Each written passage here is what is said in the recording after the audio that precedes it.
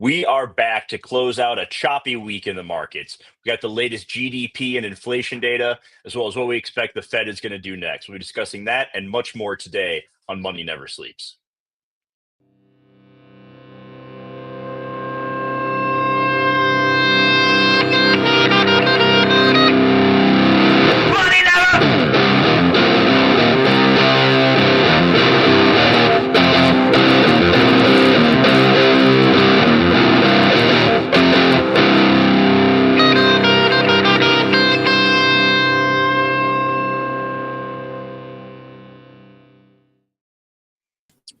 Thanks for joining us today, everyone. As we get going, do us a favor, hit that like button. If you happen to just find the channel recently and you enjoy what we have to say, subscribe as well. Remember, nothing Kevin or I say is financial advice, so please do your own research.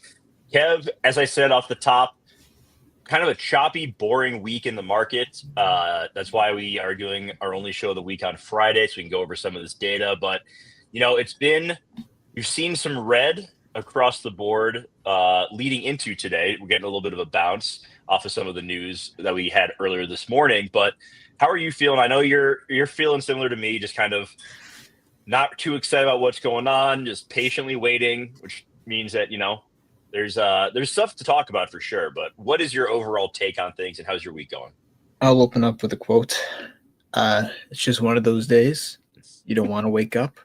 Everything is fucked and everyone sucks. Great song. That's poetry right there, my friend. But that's how I feel. This is ridiculous. We're in Trump's semi-hard market that just won't go down. This is insane. We've had 3 days down, and on the second day, sounds like we're in fucking like a Christmas carol here. Scott Bessent and Trump just say, we'll get it back to all-time highs. It's like, guys, chill the fuck out. Like, that's the part that's been kind of infuriating, right? And you're seeing signs that there's problems, and you're also seeing signs that we're hitting into the end of the month where they're trying to make, balance sheets look kind of nice, because this is the end of Q3 here, right? We only got a few days left. And so you're seeing the reverse repo kind of react to that. You're seeing some of this market pulling back a little bit, but then you get the bounce today to fill gaps. Honestly, all the signs are there. Whether it happens or not, we don't know, right? It just doesn't seem like gold and silver and all these things that are screaming have much influence on the market itself. So I'm honestly just feeling like pulling the hair out of my head. That's just kind of how it is. I'm happy with my positions. They're doing fine. They're not necessarily dying. The thing that's really bothering me, though, is just how much, and I guess it's the old saying, markets can stay rational longer than you can stay solvent. If you were short this market, God bless you and your soul. That's all I could say. If you went short earlier in August, you've seen some decent returns off of the highs from, Bitcoin being up over 124. But Sure. Let's kind of look at some of the data we had the last few days.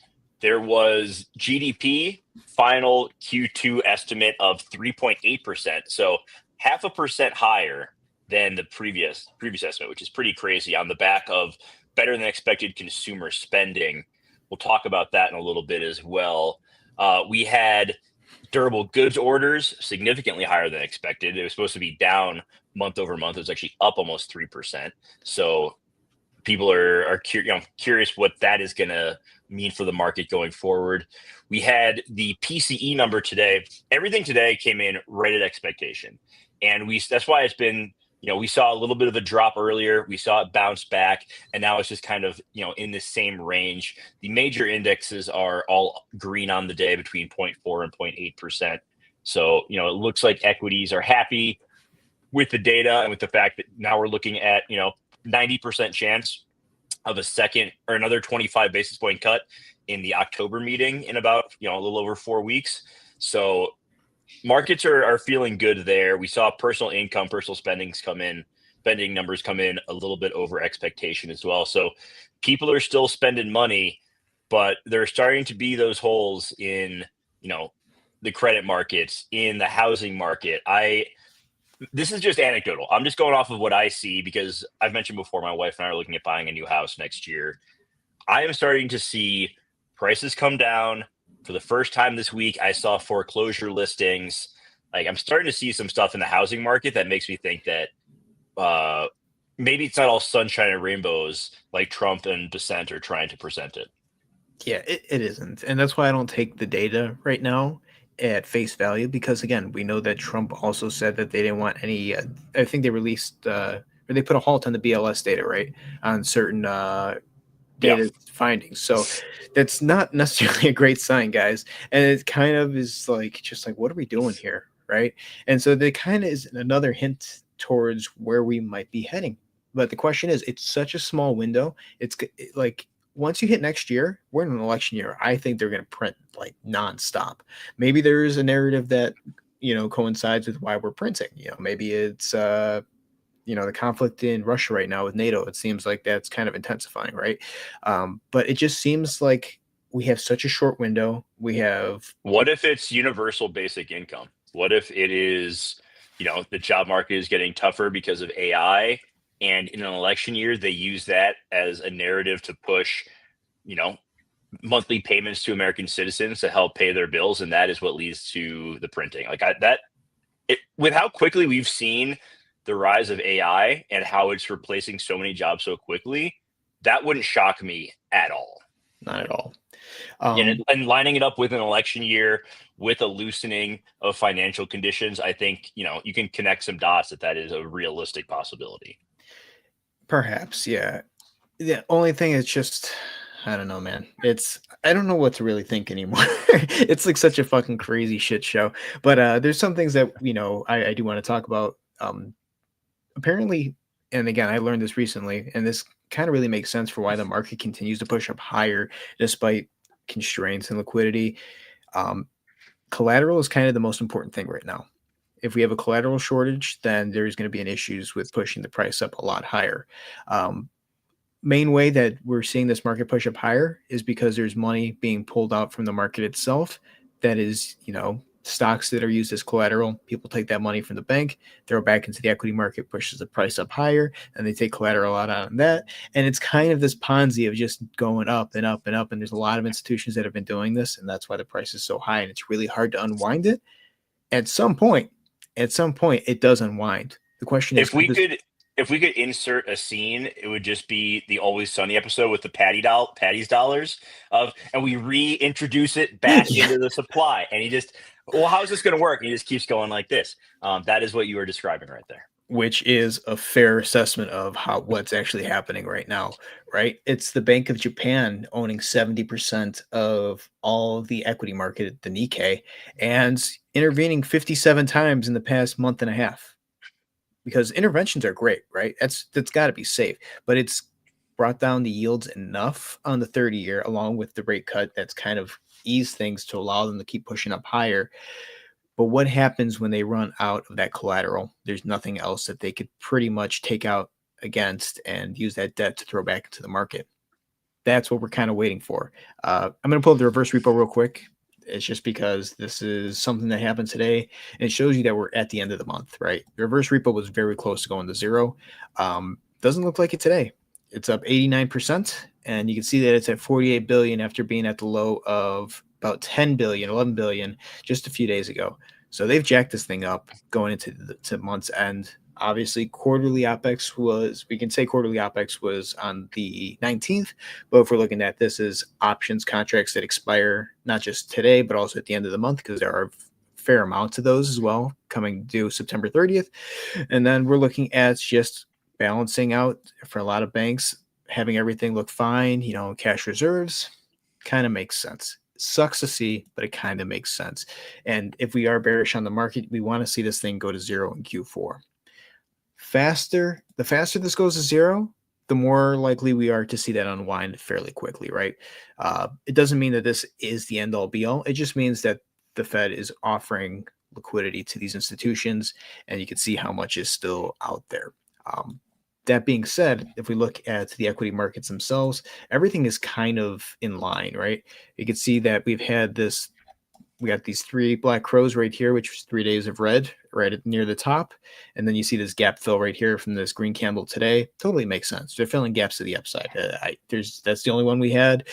You're not going to see a market crash into into a Friday again with the end of the month here. The data today, of course, that was good, but you're seeing the same exact patterns across the board for the Nasdaq, the Dow, the S&P. Same thing here. The Russell has a little bit more to close, but you're seeing this all kind of like these indexes are in alignment. Before it used to be the Nasdaq would be up a few more, or the patterns would look kind of different. All identical right now. That's kind of concerning to me.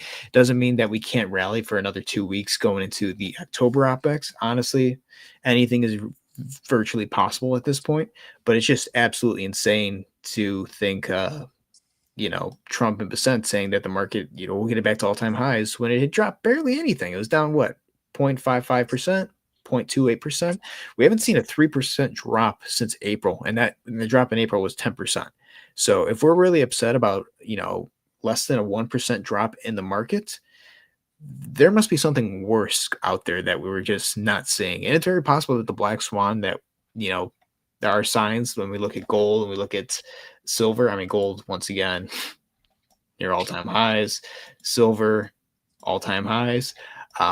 That being said, we're looking at a great squeeze here. We're seeing precious metals. We're seeing people being extremely uncertain. We've seen the crypto market have some cracks in it, and you're seeing treasury market obviously somewhat greenish today. Anything crazy here? No, we're still waiting for that major drop on the 3-month that shows us that there's an issue with liquidity/collateral. But everything is kind of just like lying to your face. That's the best I could say it. Like, there are so many concerning things out there. Doesn't mean that they can't push this a lot higher. Next year, I think that's going to be an absolutely crazy year. Maybe we drop 38% in a flash crash before then, but once the money starts printing, I think it's going to be another fucking stupid blowout year. So we really have a small window. That's all I'm saying here. The volatility is being compressed until we see that major breakout in the VIX futures. I'm not necessarily going to be believing that we are going to see more volatility. October, things can change beginning in the first 2 weeks, but it doesn't mean that they can't compress it till then.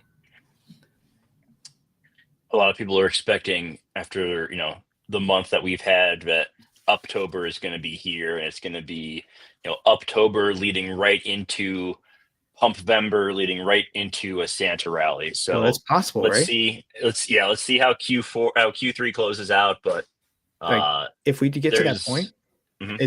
We're just going to keep going up higher, which I hate to say. That sucks to say, but if you get past November, not if you're long, it doesn't suck to say. Yeah, but how much money can you make up here? Like, if you're in the major indexes, just thinking about this, like individual stocks, you've had some really good squeezes up here, back and forth, kind of ranging. If you would have bought in April, the index, different story. 38%, you're fucking looking great right now. It's very different up here, and unless we get this rally into next year, and then Trump starts, pumping this market, and we look at the S&P at 10K, who knows? But I think with everything that we're seeing right now towards the end of the year, it's really conditional what happens. It really is. And that's kind of scary to say, because that could go one way or the other real quick. All right, let's go into anything in TradFi you want to look at before we hit on crypto. I'm just going to pull up one chart real quick. We're going to laugh at the Nikkei, because that's another one that just keeps going up, guys. Last night, for the first time, a break, but look at this thing. It doesn't like this blue line. Didn't even touch it here. Just kept going up higher and higher. Insane. We had a bit of a pullback here last night, but how much is a 0.87% pullback when the market is up,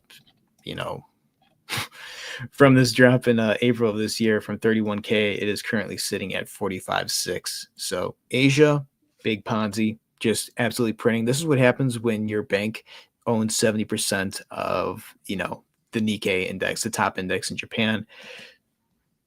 Once this goes, who knows? We do know that the Bank of Japan apparently might be raising rates in October, so we'll keep an eye out for that. And then the other thing is, too, there is a potential for a government shutdown. We're not necessarily seeing a lot of talk about that, but that definitely could implicate some problems for liquidity, right? If the government's not spending anything, maybe that's a sign that, it's a window of weakness where it opens up some volatility in October. So that's something we have to keep an eye on.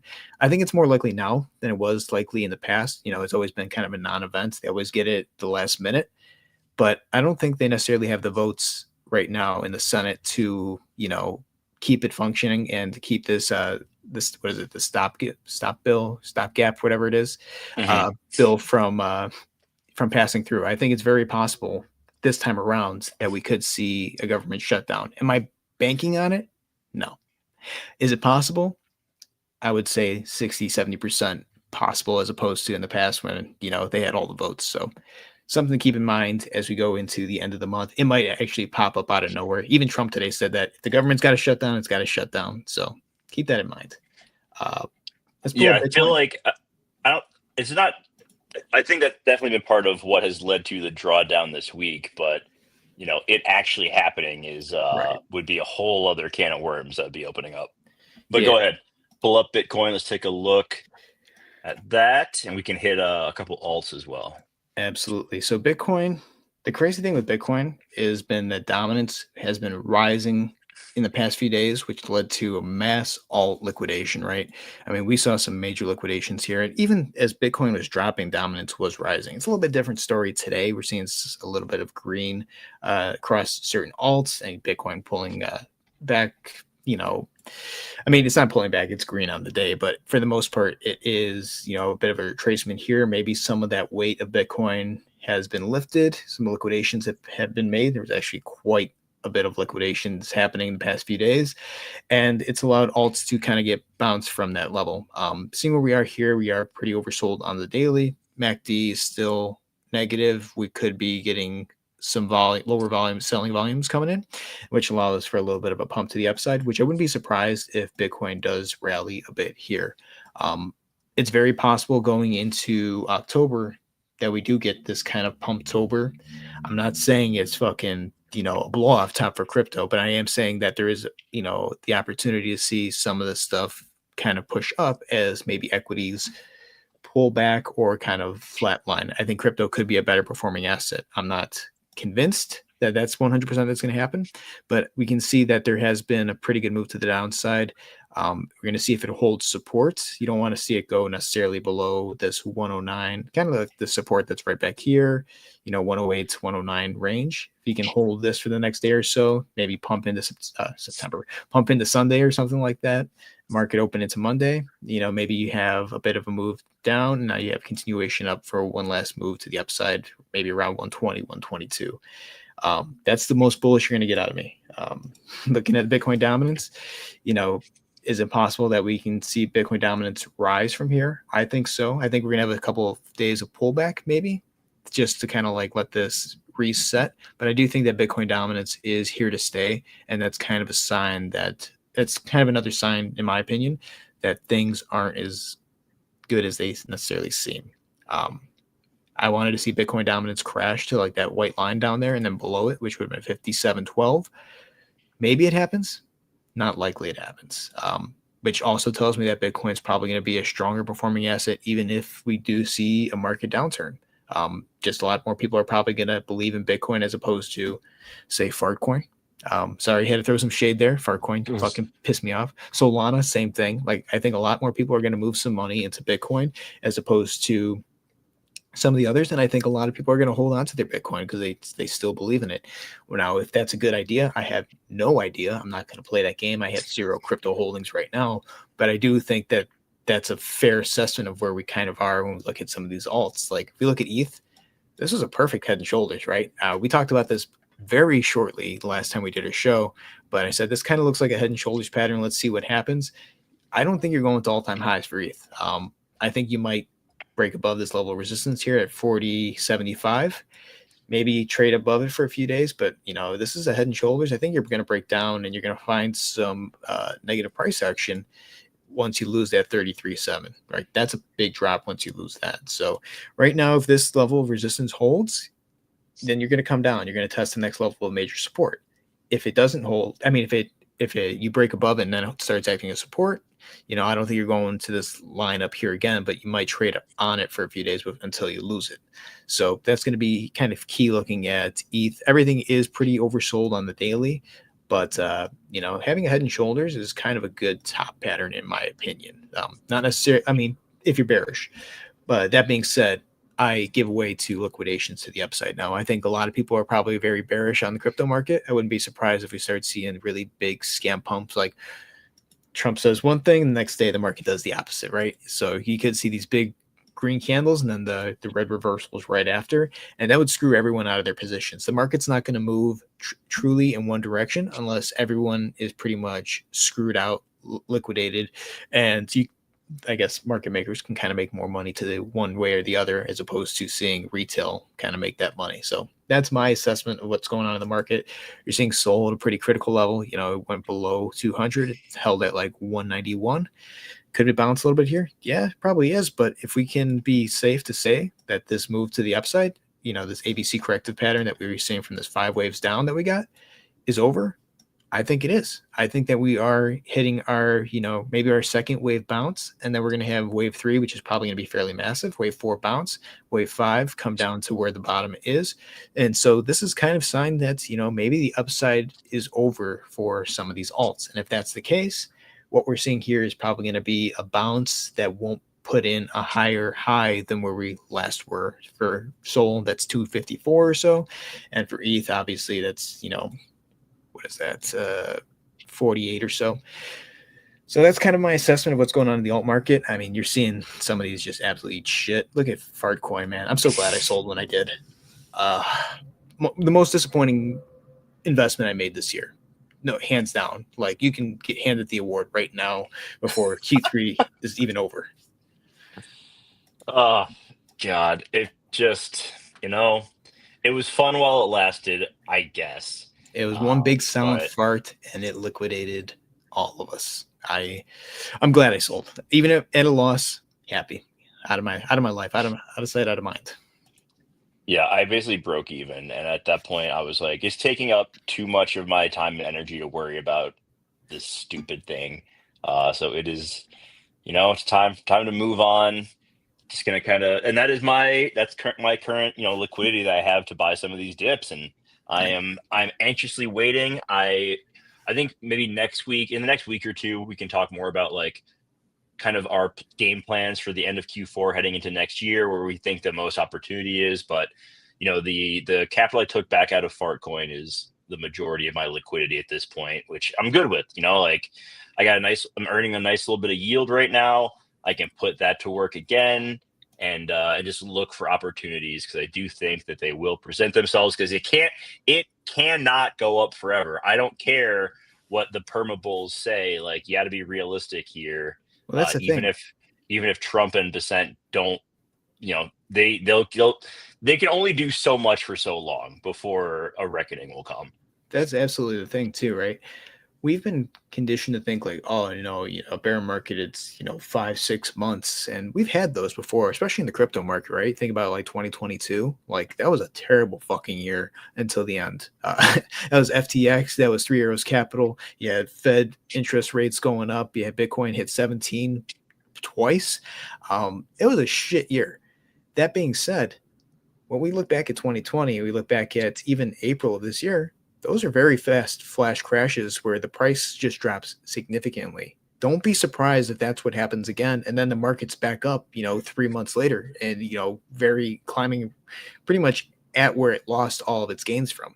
So that's kind of my assessment here. Like, it's a very dangerous place, but it can't go up forever. But when it doesn't, that's when you have to kind of be like in the right position, and that's kind of the dangerous part right here, because a lot of people probably think that Trump's right, that it is going to keep going up, and it could. But you never know. There's always that hint of, February 2020. Let's quickly look ahead to next week before we wrap it up. It's a big jobs week. So we get the JOLTS report on Tuesday, private sector employment report on Wednesday. If you remember, that is the report that came in greatly under expectation last month, showing a loss on that one. And then Friday, we get the September non-farm payrolls, unemployment rate, all of that stuff. And that'll be the next, big number that impacts the Fed rate probabilities and could potentially move the market one way or another. So definitely mid to late next week is going to be a good time. We'll see how that all plays out. Should not next week, but in the coming weeks, earnings season will kick off for Q3. So we have that as well. So hopefully, Q4, now that everyone's, summer's over, it's fall, it's time to get back to business. Hopefully we get a little bit more fun and opportunity in the markets as opposed to this kind of choppy crap that we've seen for a little while now. But appreciate everyone who joined us. We'll be back next week. If you have not yet, subscribe, drop a comment. Have an awesome weekend, everybody. Stay safe out there, and we'll see you next time. Take care, everyone.